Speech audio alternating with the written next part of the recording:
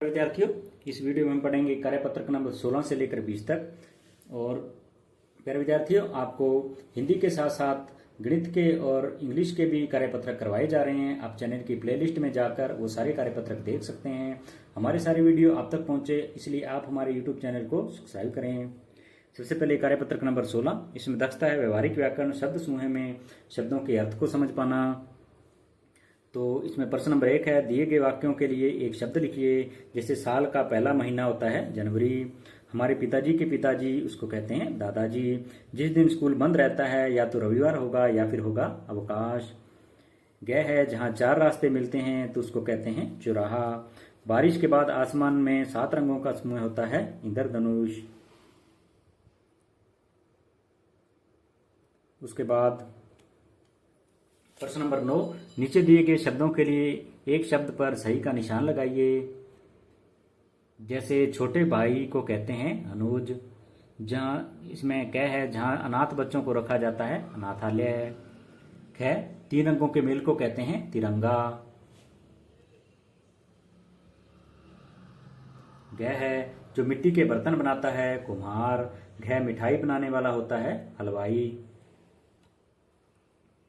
उसके बाद प्रश्न नंबर 3, दिए गए समूहवाची शब्दों के लिए उचित विकल्प चुनकर सही का निशान लगाइए। नोटों की होती है गड्डी, पर्वतों की श्रृंखला, फूलों की फूलों का गुलदस्ता, लोगों की भीड़, भेड़ बकरियों का रेवड़ और सैनिकों की टुकड़ी। प्यारे विद्यार्थियों, ये था कार्यपत्रक नंबर 16।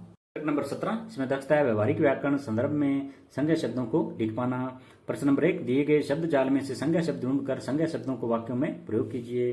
तो ये शब्द जाल है, इसमें अपने को संज्ञा ढूंढनी है। जैसे बैल, गधा, शेर, शलगम, मछली, आगरा और पंख। तो अपने संज्ञा शब्द यहाँ लिखे हुए हैं, उनका वाक्य में प्रयोग करेंगे।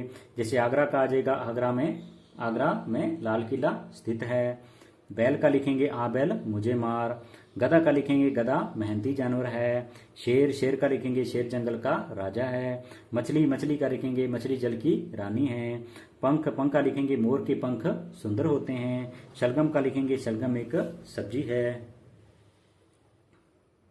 उसके बाद प्रश्न नंबर 2, दिए गए संज्ञा शब्दों से वाक्यों को पूरा कीजिए। तो ये संज्ञा शब्द दिए हुए हैं, इनसे वाक्यों को पूरा करेंगे। तो इसमें कै, यमुना के किनारे दिल्ली बसा हुआ है।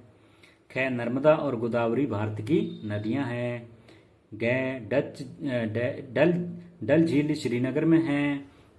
घ, भारत की राजधानी नई दिल्ली है।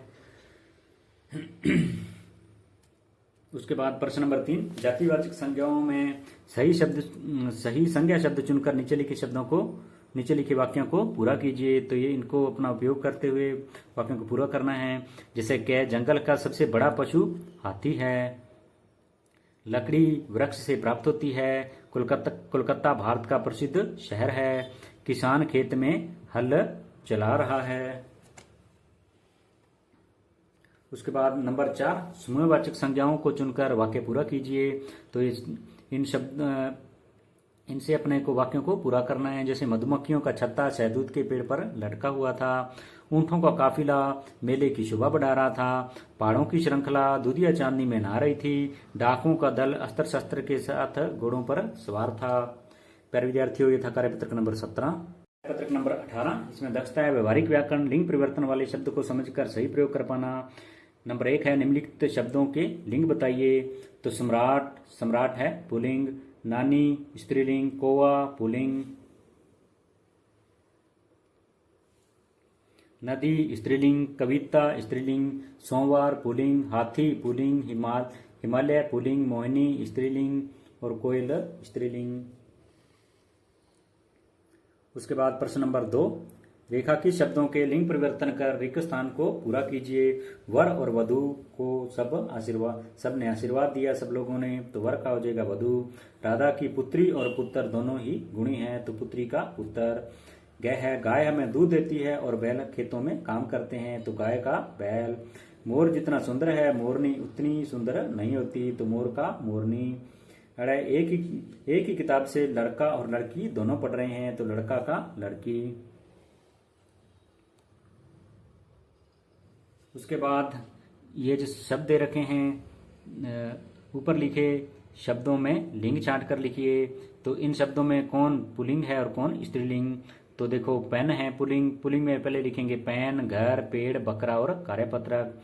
स्त्रीलिंग आ जाएंगे टेबल, किताब, गाय, केली, राह। तो प्यारे विद्यार्थियों, ये था कार्यपत्रक नंबर 18। नंबर 19, इसमें दक्षता है व्यवहारिक व्याकरण, मुहावरों को समझते हुए वाक्य में प्रयोग कर पाना।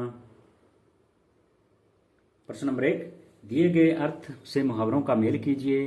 तो अंधे की लकड़ी होता है एकमात्र सहारा, नाक में दम करना, परेशान करना, कमर कसना, तैयार होना, कान पर जूं न रेंकना, किसी बात का असर न होना, पीठ दिखाना, कायरता दिखाना।